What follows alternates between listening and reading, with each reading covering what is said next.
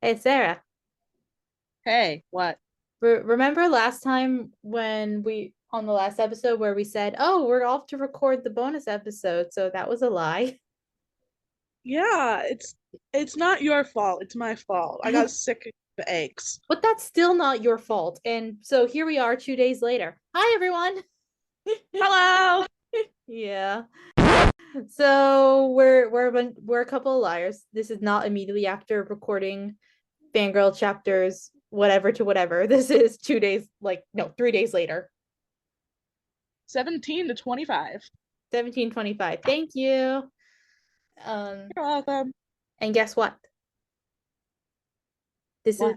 this is likely the last episode I'll record before I turn 26. Damn. I know.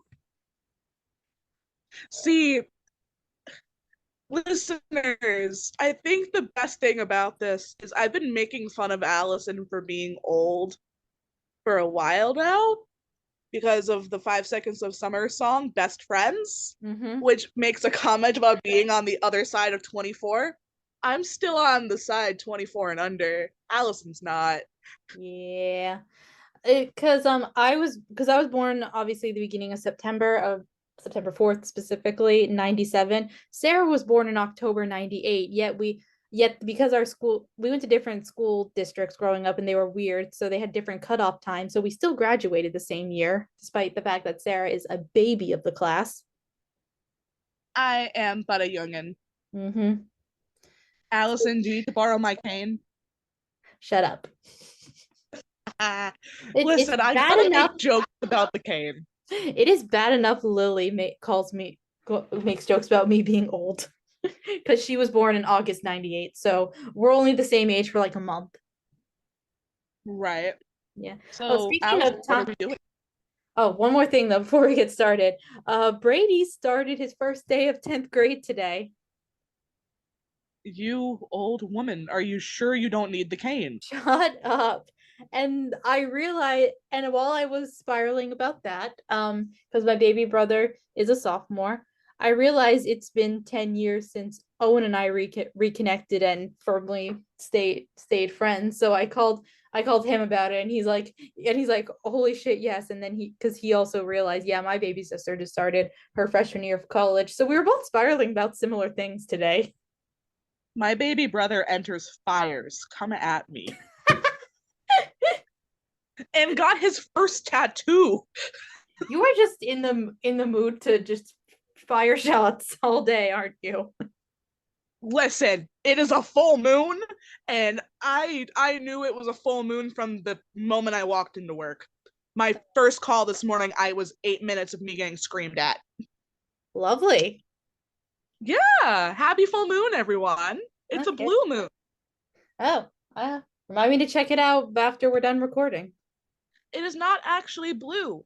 The reason it is a blue moon is because it is the second full moon of the month. Oh, okay. Either way, I still like looking at full moon, so Astrology with Sarah. woo. But that's not what we're talking about today. What are we doing today? The Speak Now Taylor's version book tag. Woo, because I don't care what Taylor says. It is still Speak Now Taylor's version era to me. Yeah, she really did you dirty. You waited so long for this. Uh-huh. And I got like 2 weeks of glory, and then So the original creator of this tag is Stacy Apple over on YouTube. woo, which I'll put in the She's show the notes. only person I saw do this video. Really? Yeah, I didn't see anyone take her up on it, which was weird. Dang. Well, thank you for making this tag, Stacy. We love you, Stacy. You even went so far as to use a lyric from each song for each prompt. I know she went above and beyond. Damn. Truly. All right. And for the record, you're in charge of reading the questions, Sarah, because when I typed out my Google Docs, I didn't write down the lyrics. Well, I'm glad I wrote them in my notes. Mm-hmm. Hashtag fake fan. Are we ready? Let's do this. So, just like with any book tag song, one song, one question. We're going in the order of the album. You know how it goes. We always do Taylor Swift book tags when we can. Yes, we do. Woo. So, question number one, mine. You are the best thing that's ever been mine. Your favorite book that you own. I the thing I wrote down, this is impossible. Dot dot dot. Who wrote this question? Can I tell you what I thought you would say? What? Your copy of The Sun and the Star. Oh yeah. Because you have the memory of going and seeing them and being front row. Mm-hmm. And it's signed. And I locked eyes with Mark. Yes. That one's probably contender. So is my copy of Clockwork Princess, because that's my favorite Shadowhunter book and it's signed. And I have that memory too. Y'all, we stood in line for so long for that book. Oh, It was winter in Boston. Like, we thought that they were gonna do the panel and the signing in the same building. No, they decided to do it in a theater and then have the event across the street at the actual bookstore. But the bookstore was pretty small because it's Boston. Everything is small. Yeah. interestingly sized. So we stood outside for at least 2 hours. Our Grace came and met us to make sure I was okay, remember? Because I was staying at her apartment. Right. Where did I go after that? I'm trying to remember what I did. You had a friend you went to. I don't remember who, though. I, A cousin, perhaps? Oh, I did stay with my cousins that time. That's right. Someone is slamming doors upstairs. But yeah, Sun Star, Clockwork Princess are contenders, and so's my copy of Radio Silence, the a hardback one that I got because that was the first copy I got, and I think it's out of print now, so it's extra special to me now. I love this for you. Yeah. Mine is a book from you. Yay! The 10th anniversary edition of Ari and Dante. Fuck yeah! The movie comes out next Friday. Oh shit, it does? The movie comes out next Friday, the 8th. Oh dear. I keep looking for local theaters. I will let you know what I find. Okay. We're not gonna be okay if we manage to see this movie. We're not. Nope. Okay, question 2. Sparks fly, because I see sparks fly whenever you smile. A book with a great sexual tension. So my answer, I don't think technically counts as sexual tension because I tried to think of like every romance book I've read, but maybe it's just because of who I am as a person, but I don't pick up on sexual tension very well. So I wound up going with Kaz and Inej from Six of Crows. And the thing is, like, they don't really like have traditional like physical affection, yet something like anyone who's read Six of Crows knows, they know like still how swoon worthy these two manage to be for each other despite who they are as people, because on paper it makes no sense, but when you read it, it is everything. Like all they had to do was just touch hands, like, and the end of like the book two, and I was screaming. I love this for you. Yeah. What'd you say, Sarah? Mine is Love at Frost Sight, a holiday novella by Tori Jean. Nice. I don't read a lot of smut, but guys. And endometriosis rap, golden. Even better. The look on Alyson's face when I mentioned it being an actual smut book. Alyson, I'm sorry, my friend. It's okay. Question 3. Back to December, because we love Uncle Taylor in this house. Yes. But if loved again, I swear I'd love you right. Your favorite second chance romance. We both struggled with this. We did, and I technically cheated. Yep, that's fine. Well, tell them what your cheat answer is, Sarah. My cheat answer hasn't come out yet. It is The Breakup Tour by Emily Wibberley and Austin Siegman Broca, which publishes, unless something changes, it is still early. You never know publishing schedules. But this is due out January 23rd, 2024. Yep. And guys, the other night Sarah was on the phone telling me about this book because we were both looking at the questions for the tag, and both of us were pointing out the ones we were struggling with. And legit, as she was telling me about this book, I pre-ordered it while we were on the phone. Like she was reading the description, and I pre-ordered it. It is so Taylor Swift coded. Mm-hmm. Like even just the art on the cover. Yes, it looks like Taylor. Mm-hmm. Alyson, what do you got? Do you ever find one?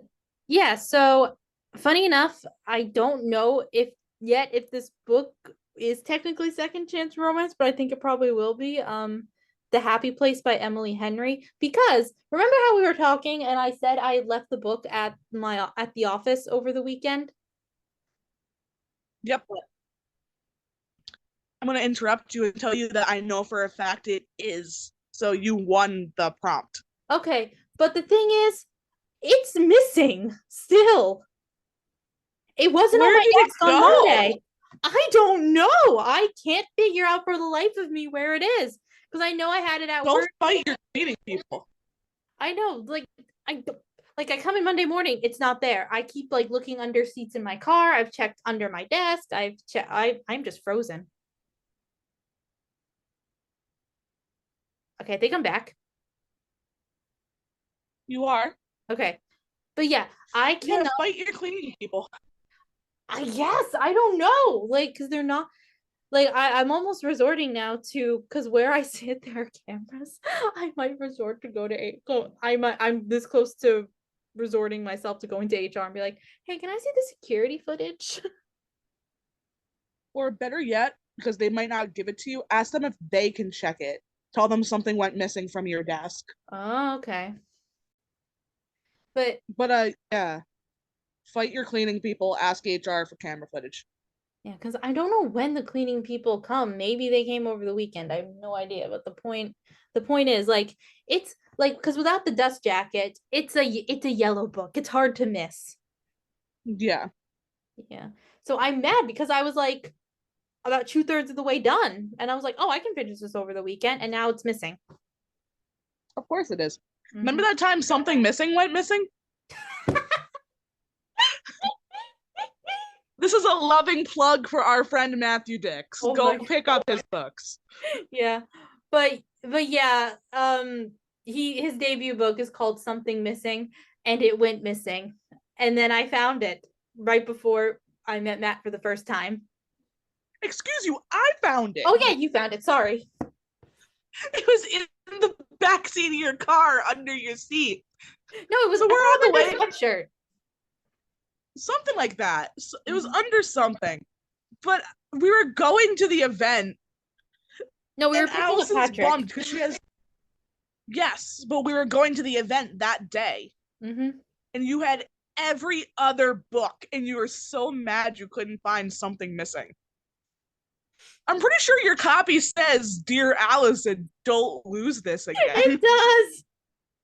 And the most hilarious part was we were trying to pick up Patrick. He's in this like weird. He was staying at this like weird like apartment complex at this time. I could not like make sense of where he was or where he was describing. So we're pulled over in this random parking spot. I'm on the phone with him. I stepped away from my car trying to find him. While I'm on the phone with him, Sarah's screaming at me that she found something, and I'm like, "What is happening?" And poor Patrick just hears chaos on the other end of the line. I just start scream laughing once I realized Sarah found something missing. He thought something was wrong. He thought we were in some kind of trouble. It was beautiful. Yeah. But eventually everything worked out. But yeah, let's move on because we're otherwise we'll be here all night. We have a lot of questions. Number 4, speak now, but you are not the kind of boy who should be marrying the wrong girl. Book with a wedding that didn't happen. How'd you make out with this one? I found one at the last second, believe it or Yeah. not.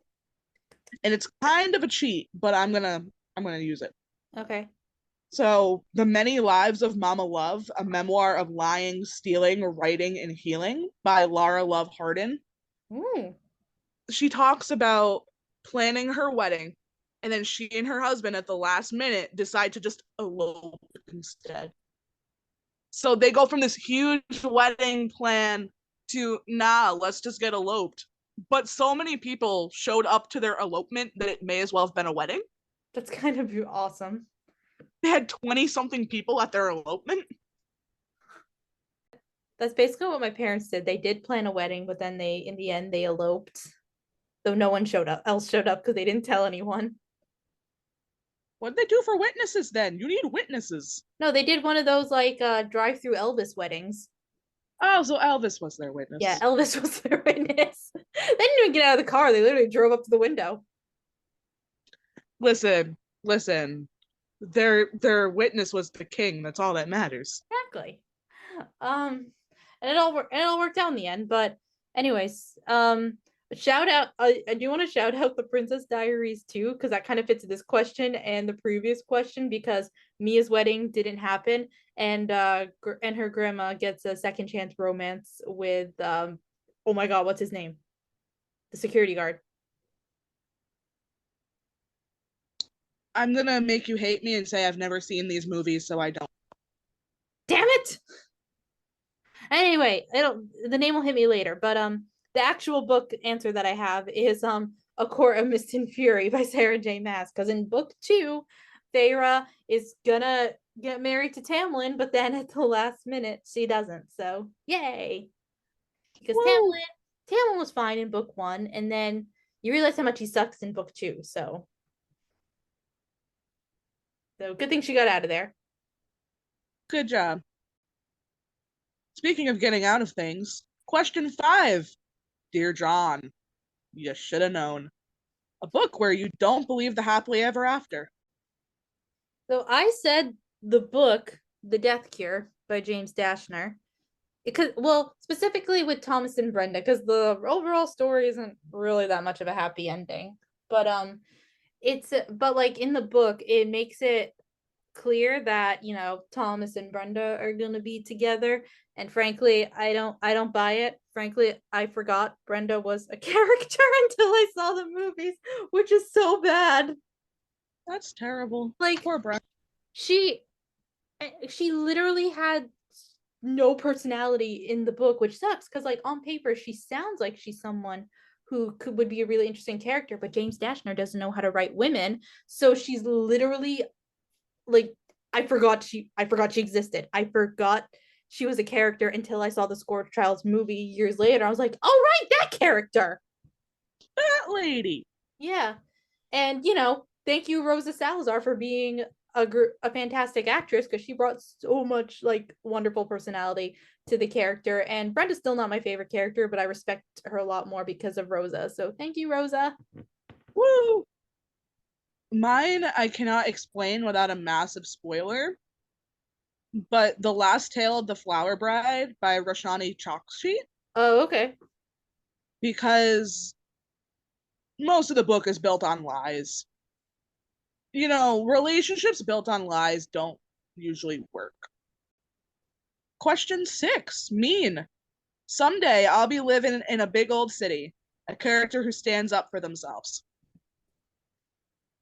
I don't know why I struggle with this question, but I wound up going with The Secret Book of Floralia, a newer book that came out this year, historical fiction that also has dual timeline, like the present day being in the 60s in London, and then the past being World War II, children escaping London because of the Blitz, and there's so many different there's a whole cast of characters. One of the characters being an American author in present day timeline who learns to stand up to her slightly neurotic mother. Woo! Yep. So it's a good book, and especially if you like historical fiction, if you like stories about families, dual timelines, and you're passionate about storytelling, go read it. Lend me this. Okay. Mine is A Tale of Hijinks and Honeydew by Alex Anonymous. Alyson, this was that indie author that I started reading incessantly after my surgery. Oh, okay. But our main character, I can't help but compare her to the cabbage salesman in Avatar: The Last Airbender. She's she's a fruit vendor in a magical town, and she is in a wheelchair some of the time, not all of the time. Mm-hmm. Um, her her illness is not real; it is fantasy based, so it's a little hard to classify. But she's when the superhero is bringing monsters through town, he usually aims for her stand. Like, he's an ass. It is so normal for the sidekick to come to the main character's house afterward and be like, so how much do I owe you? To like buy her off, and then they build her a new stand every time. My gosh. That's But amazing. from the very beginning, she is so sassy and pissy and like, can you aim anywhere else, you asshole? Mm-hmm. We love her. Yes. Seven. The Story of Us. The End. A book that ended way too soon. I have been angry about this and not ending for years. Actually, no, I got two. First one that I thought of was Requiem by Lauren Oliver. It is book 3 in the Delirium trilogy, and that series does not have an ending. Anyone who knows knows. It basically ends on the most open-ended cliffhanger ever. Like, there's open-ended endings, and then there's the shit Lauren Oliver did in this book. I hated it. Oliver. I hated it. And then Lauren Oliver. Why? yep. And then the other one is the last book in the series of Unfortunate Events series, which ironically is called The End, but it is not an end. I still don't know shit that we just still don't have answers. We still don't have answers, Lemony. Okay, but from what I know of Lemony Snicket, that does not surprise me at all. I know, but I didn't know that when I read the series for the first time, so I felt cheated. Valid. Mine is The Invisible Hour by Alice Hoffman. It's that book I was reading on the beach with you recently. Oh, okay. That book that clocked in at less than 300 pages and suddenly broke off into a second part halfway through. Yep. I was just like, Nathaniel Hawthorne, when did you get here? I love how that day we were both losing our minds over the books we were reading. Yes. So, number 8 is Never Grow Up. Ow. Mm-hmm. Take pictures in your mind of your childhood room, your favorite childhood book. You got me a copy of one of my favorite childhood books for Christmas. You got me the board book copy of The Rainbow Fish. Oh, that's right. I also added Junie B. Jones here because I loved those books. Yay. Yeah. I why the only book one Junie B. Jones book I think I read was something about a smelly school bus. Yes, that was book 2 or 3, I want to say. Okay. Junie B. Jones and the big, stupid, smelly bus. Yep. What did I say? Oh, shout out to Peter Pan. This is generally one of my favorite stories growing up because, the title of the song. But Yeah. actual answer I put down was The Tale of Emily Winsnap, which was yeah. Sarah's face My just whole crazy. face just lit up. Yeah, because that and I know there's now like 7 books in the series or something, but I think I got as far as book 4. I think book 4 was the last one I read. That sounds about right considering our age. Yeah. But yeah, like the first but like those books they were like the books I read and fell in love with before I really fell in love with reading, so like pre Harry Potter. So those are the books I read like on repeat before I read Harry Potter and Twilight and all those books. So now from my favorite song on Speak Now Taylor's version to your favorite song on Speak Now Taylor's version. Woo! Enchanted. I was enchanted to meet you, an author you added to your favorites list from one book. Alice Oseman. Tori Jean.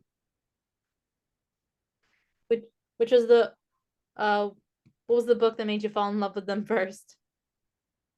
It's actually one I talk about a little later in the tag, but it's Finding Gene Kelly. Oh, okay. You know what made me fall in love with Alice Oseman? Radio Silence. Yeah, a book you already mentioned on this tag. Oh yeah. How many times can I mention Radio Miracle. Silence? Let's find out. Take a shot every time of water. Cheers. All right, while Alyson drinks. 10. Better Than Revenge. There is nothing I know better than revenge. A book with a badass heroine. I went basic. I said cat Hunger Games because of Katniss. Wow, such shock. Yep. I did Daisy Jones 6. Nice. Our girl Daisy doesn't put up with shit. Remember, I am not the muse. I am the somebody. I love that they included that in the show too. Yay. I need to watch the show. What am I doing with my life? It has Sam Claflin. I It's know. That's why it's weird I haven't watched it. and Suki Waterhouse. Okay. 11. This is halfway through the tag. Ooh, we're doing great, guys. Innocent. Who you are is not who you've been. A book where one character forgives someone that they maybe shouldn't have. Forgot to write down a real answer for this question because I wrote down in my notes, shout out to the Barbie movie. But I did think of one just now. We'll take it. Yeah, I did think of one just now. Triss in the Divergent series, which I haven't read in forever. But yeah, she definitely maybe shouldn't have forgave her brother. Alyson, violent flashbacks to a book you read earlier this year. Oh no. What Lies in the Woods? What Lies in the Woods by Kate Alice Marshall. Yep. That's a There good are one. people she should not have forgiven. Yeah, nope. No, no, no, no, no, no, no, nope, nope. No, no, no, no, no. And actually, while we're thinking of fangirl, maybe Ren shouldn't have forgiven their mom. 12. Haunted. Come on, don't leave me like this. The most recent book to give you a hangover. Every last word. I witnessed this, guys.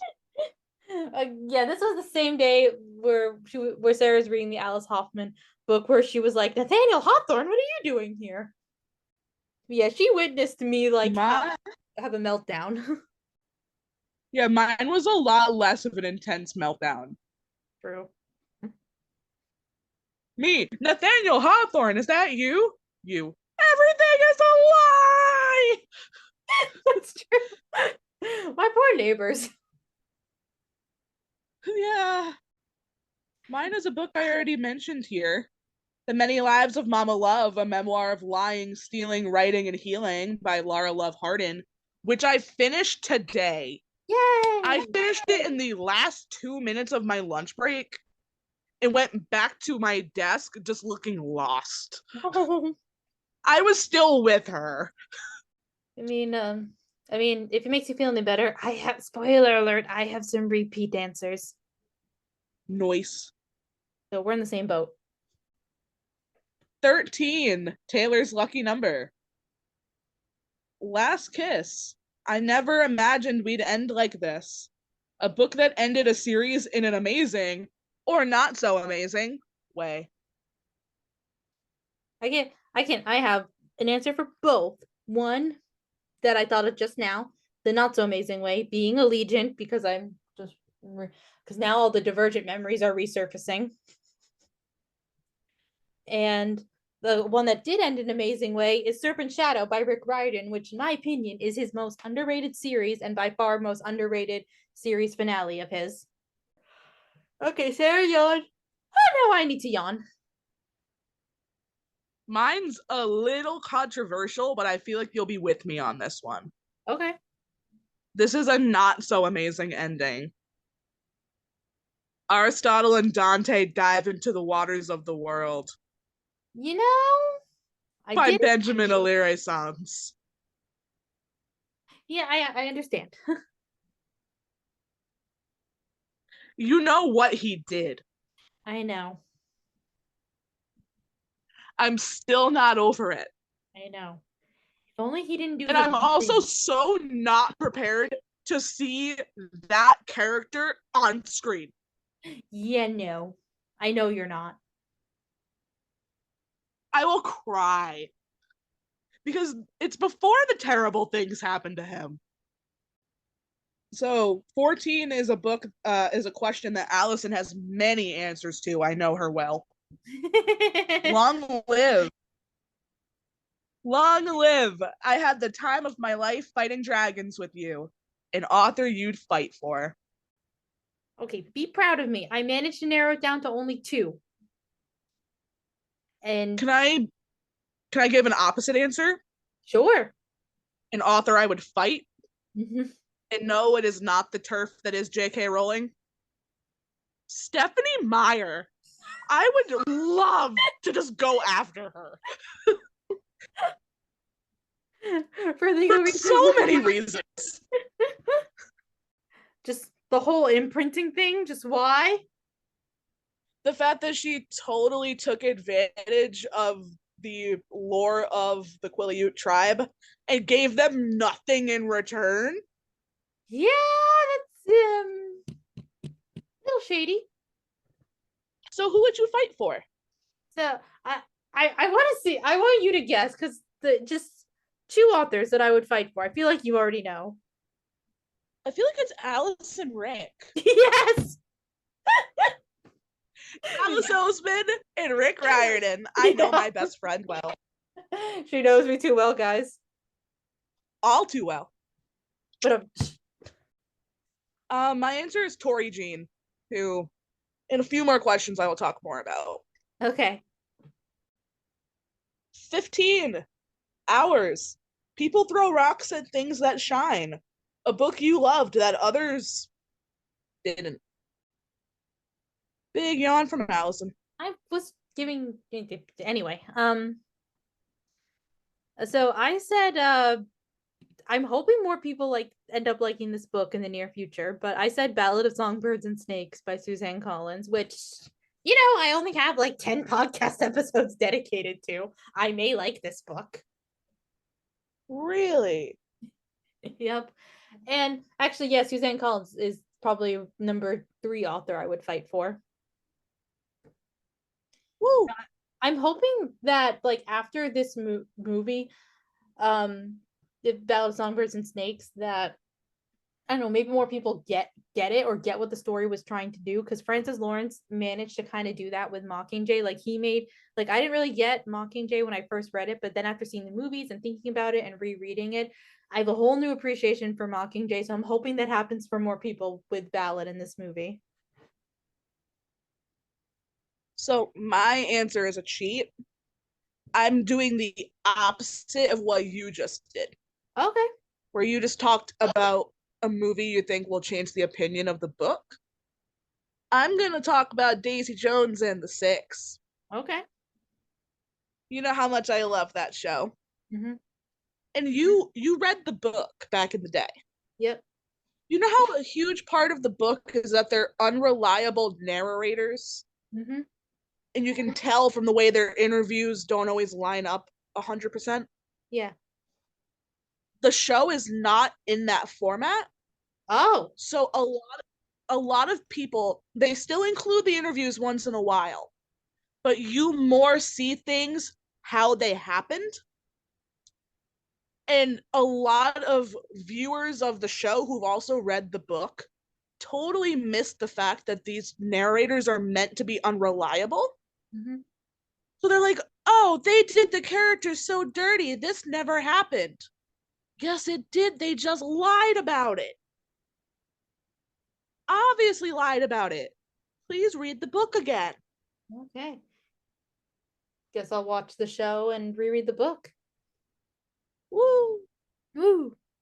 Who knows when that'll Just watch happen? Sam Claflin being Sam Claflin. Yeah. Also, reminder, support actors and writers. Do it. Support them. Fuck the industry. Woo! Number 16, Superman. To save the world or go to work, it's the same thing to me. A blue collar hero that makes you swoon. I couldn't think of anything. I just said Levi. Levi was a joke answer for me. I was going to say that as a joke to mess with you because he's a farm boy. Mm-hmm. My answer is Red from Get a Life, Chloe Brown by Talia Hibbert, which I read years ago. And those of you who've read it, you know the scene that still lives in the back of my head. Alyson, I love you, so I'm not going to go on. Okay.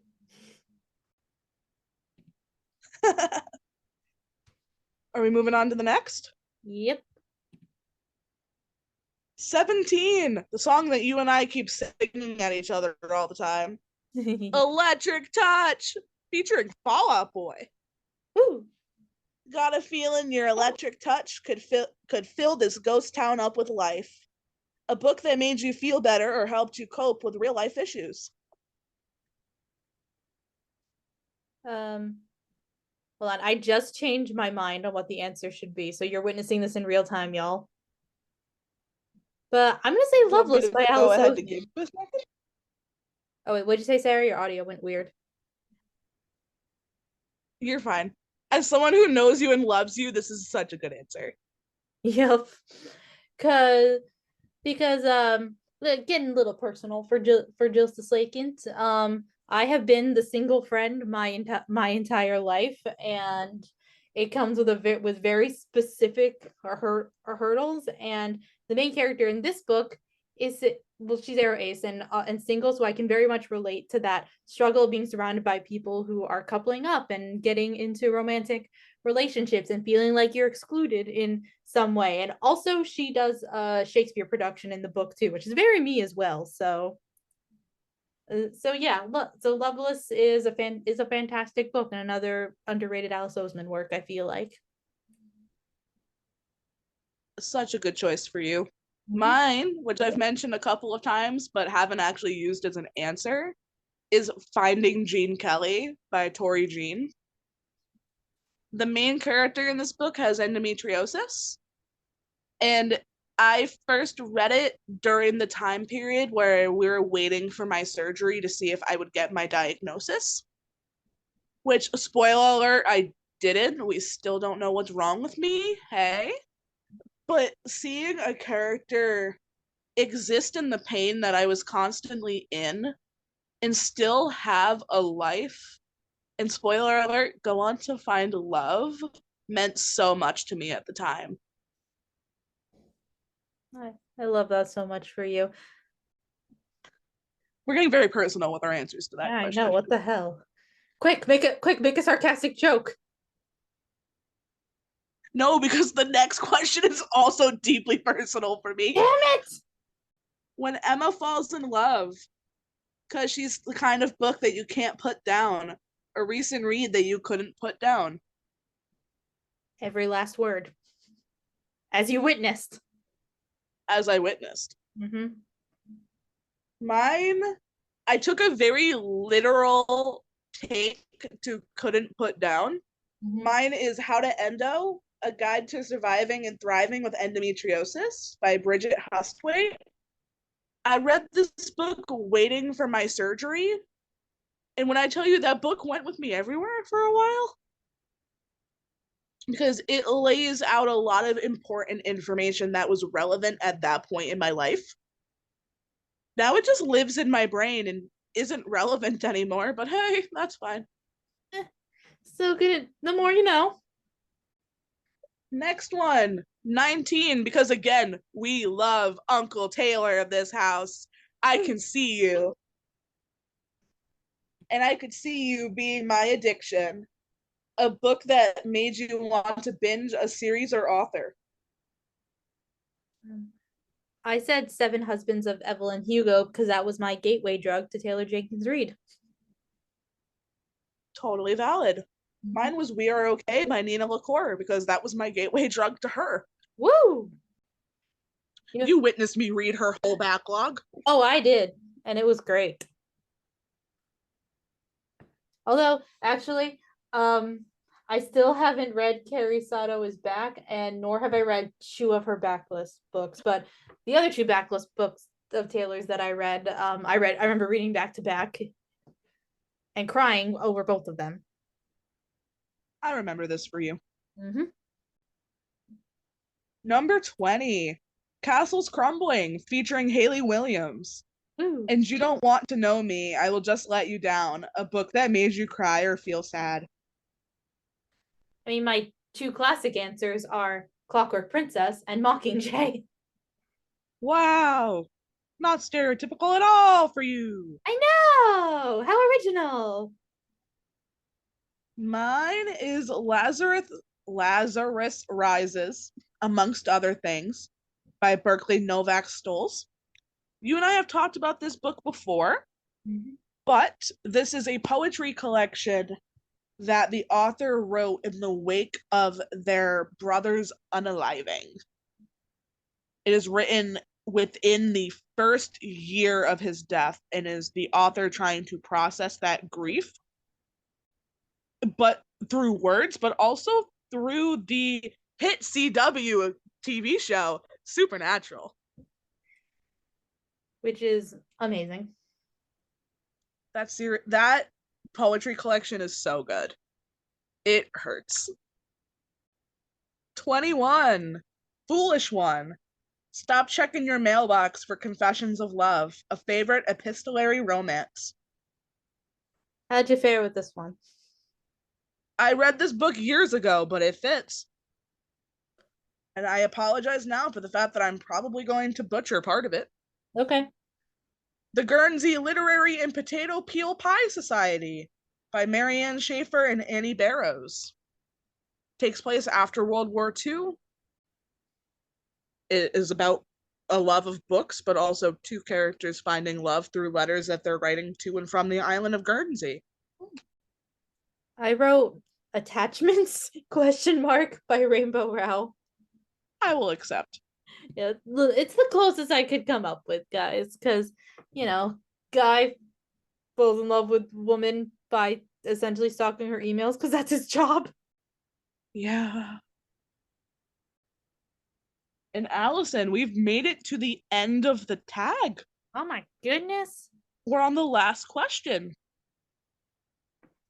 Timeless. We'll have a cardboard box of photos of the life we've made. Favorite fan art of a book/series you own or wish to own? I forgot to write down an official answer. Mine is Murin 007's book accurate Phantom of the Opera art. Ooh, that's cool. Book accurate Phantom of the Opera art where Eric doesn't just have a pretty deformity. Okay. We're looking at you, Gerard Butler. Yeah. I mean, I guess any fan art. Shout out to the all anyone who's ever made fan art of Star Wars, specifically Anakin never fall into the dark side and he and Padme raising Luke and Leia together. And Ahsoka being Aunt Ahsoka who comes by and plays with the kids. Woo! Mm-hmm. Well, Alyson, I know we made it. Dang. we, we did it in less than an hour. Holy shit. What's wrong? First we did recorded last week's episode in under 2 hours. Now we're under an hour. What's wrong with us? Why are we suddenly good at this? I don't know, but I'm here for it. I know. What the hell? Go us. I know. Okay, so some point in the near future, probably after Labor Day weekend, we'll record our last fangirl episode, which is crazy. It is. Feels like we've been doing it forever, but also not. Yeah, we've been really good at not following through. Yeah. We struggled this summer, guys. It's fine, but we're getting back on track. And then of course after Fangirl, I'm gonna start getting into the Rick Riordan universe. And basically until I've decided, kind of spoiler, thinking ahead, guys, until the strikes are over, I'm not gonna talk about the TV show when it comes out. I'm gonna wait for the writers and actors to actually get what they need. Solidarity. Woo. Um, but don't worry, we'll still talk about the books. And y'all get to hear me scream about those. But first, you have to hear me and Sarah scream about the end of Fangirl first. Yeah. All right. Anything you want to share, Sarah? Any closing thoughts? Hydrate before you dihydrate. Yep. And your socials are in the show notes, of course, and so is the link to the creator's video for this tag, because y'all should do it Yes, because please. Show because Stacy some. because until 1989 Taylor's version comes out in my book, this is still speaking out Taylor's version era. Woo! Woo! All right then. Well, thank you everyone for listening. Like Sarah said, drink water. Hope you all have a great day/night, and we'll talk to you next time. Bye. Bye.